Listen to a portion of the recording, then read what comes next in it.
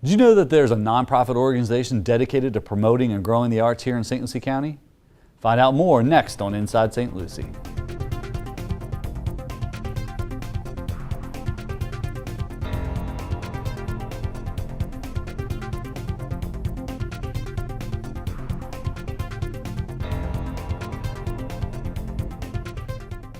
Hello, welcome to this edition of Inside St. Lucie, SLC TV's monthly government affairs show. I'm your host, Erick Gill, Communications Director for St. Lucie County. And on today's show, we're going to talk about the Arts and Cultural Alliance with my guest, St. Lucie County Commissioner Linda Bartz, and Executive Director of the Cultural Alliance, Alyona Ushe. Before we meet our guest, here's some upcoming events and announcements from the Board of County Commissioners. All 3 St. Lucie County public pools are open for the summer, weather permitting. To find out more about hours, prices, and swim lessons, visit stlucieco.gov/aquatics. St. Lucie County Commissioners are planning to approve the largest decrease in the millage rate in more than a decade.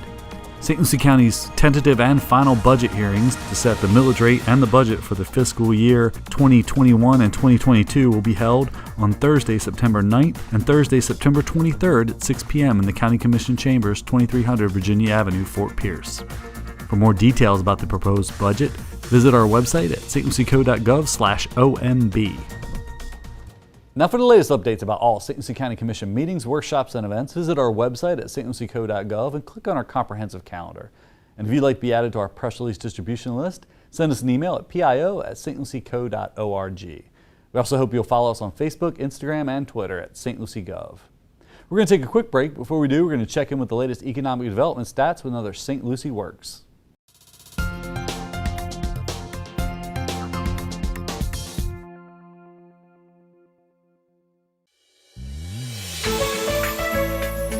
St. Lucie County's tourism numbers showed a huge improvement in May, with the bed tax revenue increasing by 120% compared to last year. These figures were also 49% higher than May of 2019, setting a historic collection record for the month. Overall building activity in unincorporated St. Lucie County remained steady in May, with 1,278 permits submitted compared to April's 1,409 permits. The housing market keeps climbing. According to the Florida Realtors Association, the median home sale price in St. Lucie County in May was $299,000, up 26% from last year, while condo values rose by 40%, with the median price at $236,450. St. Lucie's unemployment rate dropped slightly in May to 5.3% compared to April's 5.4%. Statewide, the unemployment rate was the same at 5%. The largest increases in the labor force on the Treasure Coast were in leisure and hospitalities with 5,200 new jobs, followed by professional services with 3,700 new jobs, and construction and trades with 1,600 new jobs. The governmental sector had the biggest decrease. If you work for a local business looking for skilled or trained labor, be sure to contact the staff at Career Sources. They can assist your company with its recruitment and training needs. And if you're an individual looking for a job, they can help you as well. Visit CareerSource online at careersourcerc.com or call 866-4U2-HIRE. Welcome back to Inside St. Lucie. I'm your host, Erick Gill, and I'm joined by County Commissioner Linda Bartz and Alyona with the Arts and Cultural Alliance. I won't try to butcher your last name. It's Alyona Ushe. Alyona Ushe? Yes. All right, I got it right. Last name is easy. Is it? Alyona's easy. Just right? looks difficult, but it's not. It just like me, I look difficult, but I'm not. Well, thank you both for coming on the show today. I think we'll start with Alyona. This is your first time on the show. And it is. Fairly new to St. Lucie County. I am. About a year now? A little over a year. Okay. Yes. Beautiful county. Tell us Welcome. Thank you so much. It's good to be here. Yes. Tell us a little bit about your role as the director of the Arts and Cultural Alliance. So, St. Lucie Cultural Alliance has gone through some changes, but right now we are on such a fantastic path to unite our cultural community, to highlight some of the amazing things we're doing here in the county, and most importantly, to stop being the best kept secret. Because we do have immense talent. We have wonderful painters, and we have museums, and we have theaters, and we have performing centers, and individual independent artists that we don't know much about. And our job is to make sure that we do know about them, that we support them, that we encourage them to pursue their dreams and their goals, and to be there as their support system. So whatever our artists and our cultural organizations need, we want to be there to support them. And by culture, we mean more than arts and performing arts. So our eco-centers, for instance, our botanical gardens, things like that really highlight how beautiful it is to live in this county, and that's what arts do. It's improving the quality of life. Awesome. Now, Commissioner, this goes back a while before you were on the Board of County Commissioners, but at one point, the county had funded its own arts and cultural department. But even at the city level, when you were a city commissioner, the city was involved in funding art in public places and Yes. funding the arts. They were. It still are.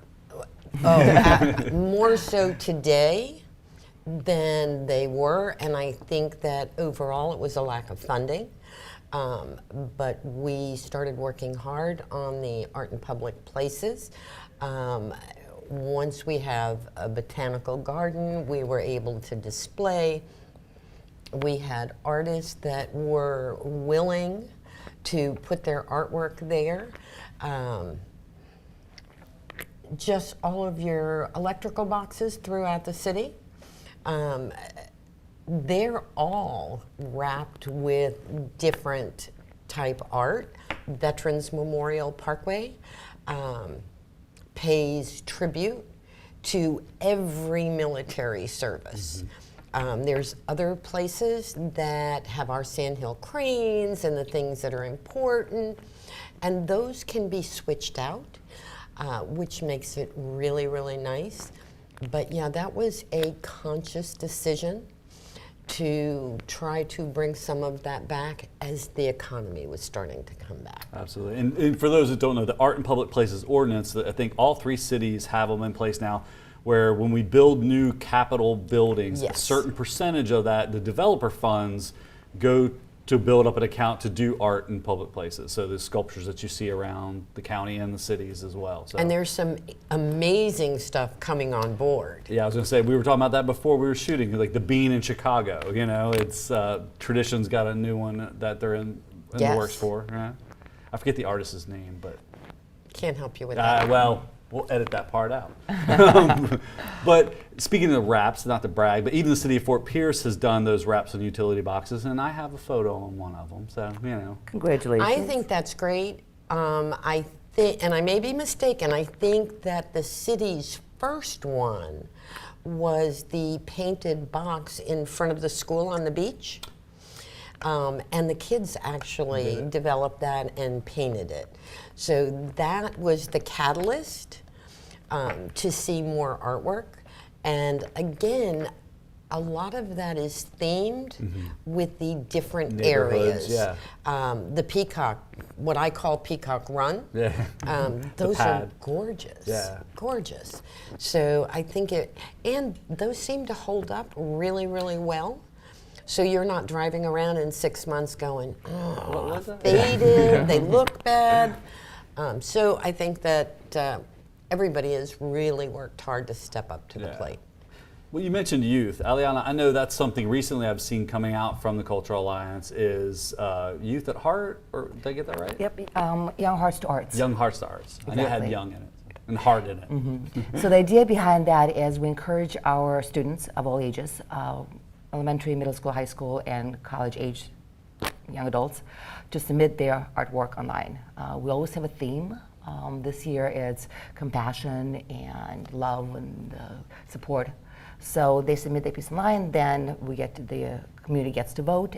We then put it on yard signs, put those yard signs throughout botanical gardens and our eco center, Oxbow. And then they vote online, we announce the winners, and I'm hoping that this year we can have our commissioners involved as well in announcing who the winners are and make that an ongoing event. We did it last year, it was very successful, so it's going to be one of our signature events coming up. Awesome. I think it's so great that we are starting to focus on the kids. We always see a wonderful display at the fair, but that's a one-time and done. Yeah. So this would encompass a much larger area, and we could work on displaying that artwork further on into the year. Yeah. And I love the incorporation of the Oxbow and the nature as well. I have a friend that's an artist in North Carolina, and they do a big thing where artists donate a piece every year at a certain time frame, and then they hide those pieces of artwork on hiking trails. And people then can go out and scavenger hunt to find the art, and then they have a meet and greet with the artist afterward, at a local winery or brewery to get signatures. And So a little hint. That'd be really cool. Love it. Can't do it in the learned- summer here because we'd all melt. But We you know. learn something new every day. Absolutely. Yeah, but yeah, just an idea. And then, but you also are incorporating art into transportation now. We've recently Yes. renamed our transit system to the Area Regional Transit System, ART. Which, right, right. And I think that that's going to be a great change. And we're going to be able to display some of our art on there. And once again, you know, they put people can do their artwork, it can be put on wraps, and then it can be attached to the buses, and it can be changed out. So I'm excited about that. Very much so. And we're also working with art to make sure that our galleries and our artists are also identified in the map. So this way we also encourage people to take public transportation. So it's going to be really a partnership. And then if I could throw another idea that we're working on right now.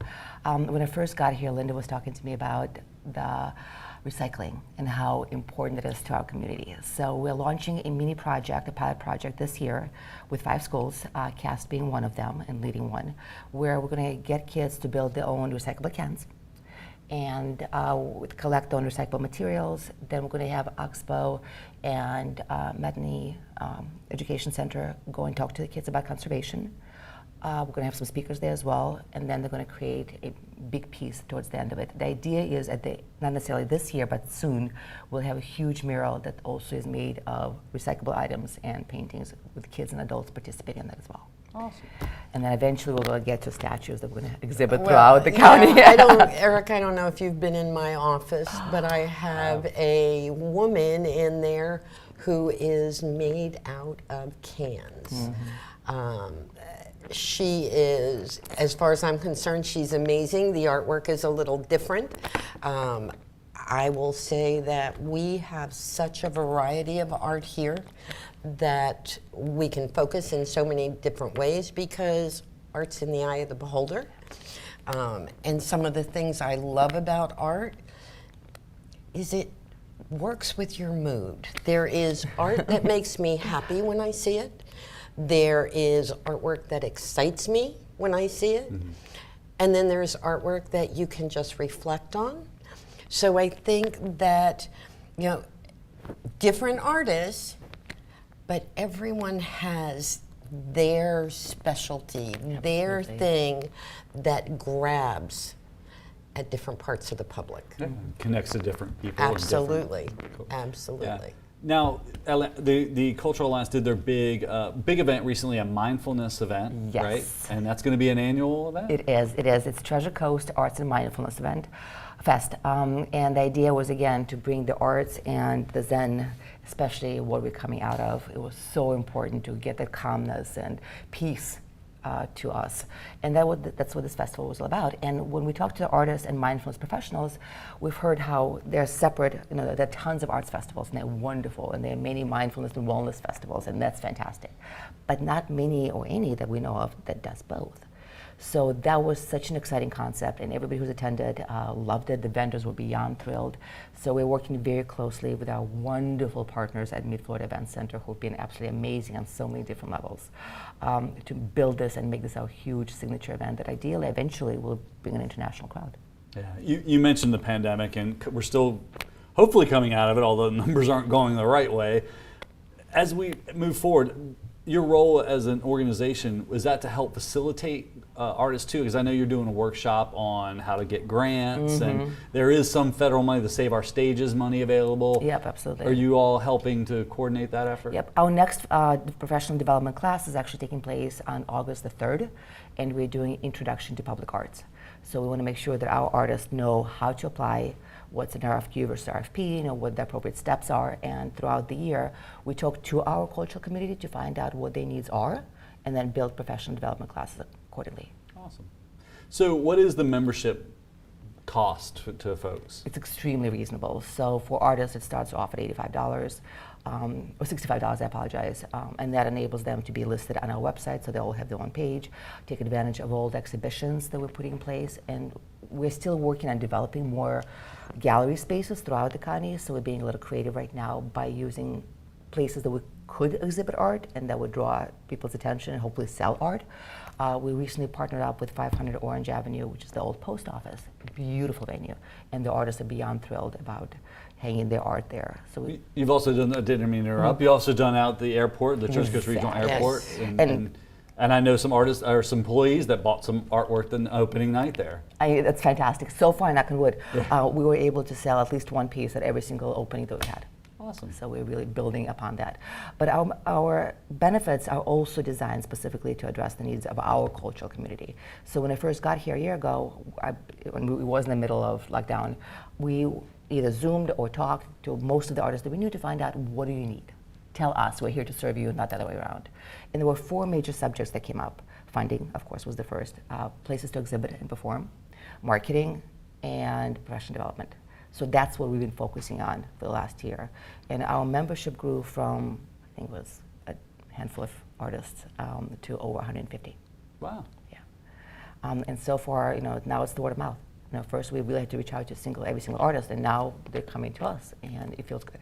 And you don't have to be in St. Lucie County to be a member of, because the Church Coast region, it bleeds over. People don't see, county lines, but, we drive to Vero or Martin County all Absolutely. the time. So. Yep. And that's actually what we're doing with Martin County right now. This is our first magazine. We have Martin County on one side and then St. Lucie on the other side. And the idea is, like you said, there are no boundaries. So we want to make sure that people come to see the art in both of our counties and on Treasure Coast. But more important, I think it's also critical for us to bring arts here as well as to showcase our artist community. We want to grow, we want to prosper, we want to work with everybody to make this the most amazing cultural place to live. And Commissioner, from an art standpoint, I mean, that ties into tourism. Tourism numbers recently, I don't know if you saw the May numbers, but I think it's like the highest record May we've had on year, going back even pre-pandemic. So obviously, there's a pent-up demand of people ready to get out and travel, but Absolutely. Having those additional amenities here in St. Lucie County won't hurt. Oh no, they will draw. I mean, as it is, we have the Beanie Bacchus and the Highwaymen. People come here to And the see Zora that. Trail, yeah. And the Zora Trail. So people come for that history and the cultural piece of that. So it really hits, and it is just another part, even in a staycation. But, they map out their routes. And those are some of the things that they want to make sure that they're at. Of course, the beach is a big one, but you can't. You can't get sunburned all day after the first hopefully day. not. Hopefully not. Yeah, although Alyona looks like she's been out in the sun a little bit lately. But you know what? The sun does come down. That's true. Elliot, tell us a little bit about your background. You said you've been here a year. You've worked in the arts before, My entire I life, assume. yes. I was born in the arts. My mother was an actress, so I think that kind of got me started from very early ages. I started my career with launching a theater company in Washington, D.C., in Arlington, Virginia. I was there for 10 years. The theater is still doing beautifully. It is based on the Russian tradition. And after 10 years, I was starting to look at what else can I explore. So I went to New Orleans, and I was the executive director of New Orleans Opera Association. So I got to meet Placido Domingo. That was fun. And then after that, I came to South Florida. So I started Arts Garage in Delray Beach, which is a really funky little performing space that I think has its own personality and pulse. And then went to Pompano Beach, where we revamped the Pompano Beach Amphitheater, which is a 3,000-seat amphitheater, started a new cultural center, opened a I've seen cultural some center. shows at Pompano. Yep. And then here. Nice. I went to Maryland for a couple of years, but we don't remember that yet. We should never have left Florida. Although New Orleans, I imagine, is an interesting town for the arts compared to Very South Florida. interesting. Well, it's different. Sure. Yeah. New Orleans has got its own pulse. I think it's a beautiful place to visit, and I'll leave it at that. But South Florida is growing, and that's the cool thing. We're getting some creative ideas that don't necessarily would blossom in New Orleans or other areas. That's uniquely ours, and that's what I think we need to build on. Do you think Florida's more of a melting pot than New Orleans? I mean, I would think South Florida, more international travel, and we're in that gap right between Central and South Florida, so we get a little bit of both worlds, Exactly. Yeah. Commissioner, what kind of art would you be, if you were an artist, what kind of artist would you be? Oh, that's tough. I have a brother who was an artist. Yeah. So I grew up with a modern pop art background, which I dearly love to this day. So a lot of artwork over the years. We used to tell him, please don't paint people or hands. Was not his specialty. No. Right. But he had the opportunity to show at the Javits Center years ago. But he would be my favorite artist, regardless of what I see out there. And many times I go, oh, I really like that. I really like that artist. But it always comes back to my brother. And the fact that early on, my mother came from North Africa, from Morocco. And she was the one who introduced us to art. My father was in the military, always gone aboard ship, but she taught us the love of music, the love of going to a musical, the love of painted art, the love of museums. So I give her so much credit for that because we were moving every couple of years. So for her to be able to do that with 5 brats, and I will tell you, we were brats, I give her so much credit for what she brought to us that we didn't even realize that we were soaking up at the time. That's awesome. So, Alyona, if people want to find out more about the Arts and Culture Alliance, you guys have a website? We do. So it's artstlucie.org, singular art. And if they want to email us, info@artstlucie.org.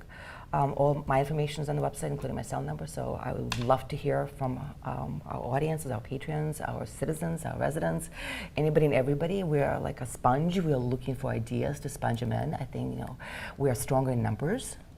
So I encourage everybody to just reach out to us and see how we can grow our cultural economy together. And you guys are also on social media too. I've seen you guys Absolutely. posting on Instagram and Facebook and everything too. So we can find information there, a lot of events. And I know you guys have partnered with downtown Fort Pierce. There's art walks, and even I'm seeing more and more businesses downtown hanging local artists. There's a new ice cream shop downtown that's got artwork up, and Sailfish has had local artists up for a long time. Not that I go there all the time, but. And real estate. Again, though, that's the tourist draw, because I can go all around downtown and just sightsee, but still be introduced to the art everywhere, and including Anita Prentice's benches. Absolutely. Yeah. So when I got tired of walking, I can sit down on her bench and appreciate what she has done. I remember when she started that project. Yes. Like 10 years ago, probably? No, I think it's been much more than that. I've been here 18. It all blends together. But it was in I the old get it. Civic Center. You're right. It was 2004. It would have been 7 because the Civic Center was still there, and she had all the concrete in there and busted up the Yeah, glass. amazing. Yeah. So once again, and they've still held up. You talk about fading. Oh, yes. The ones at the jetty. I mean, they haven't faded at all. well, and we have them at bus stops. Yeah. And so you're right. That stuff does not fade. And once again, it talks about how far-ranged our artists are. Yeah. So they use all mediums, Yep. and it's wonderful. It is. And we encourage our residents to buy local art, because we can always go to one of those big stores and buy reproductions, but how does that reflect your personality?